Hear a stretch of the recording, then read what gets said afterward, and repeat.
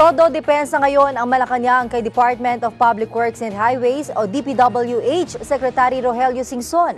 Kaugnay sa pag-amin nito na wala umano siyang kaalam-alam sa international standards sa mga pinatatayong bunkhouses o temporary shelters para sa mga biktima ng Bagyong Yolanda.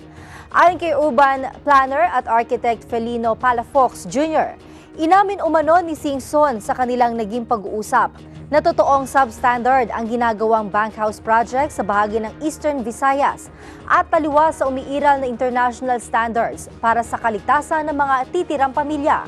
Sa kabila nito, nilinaw naman ni Presidential Spokesman Edwin Lacerda na hindi naman istriktong dapat sundin ang nasabing international standards dahil sa nakasunod naman umano ito sa sariling building code ng Pilipinas. Ang ipatatayong permanent housing ay inaasahang mas matibay at mas ligtas kahit padaanan ng maraming bagyo.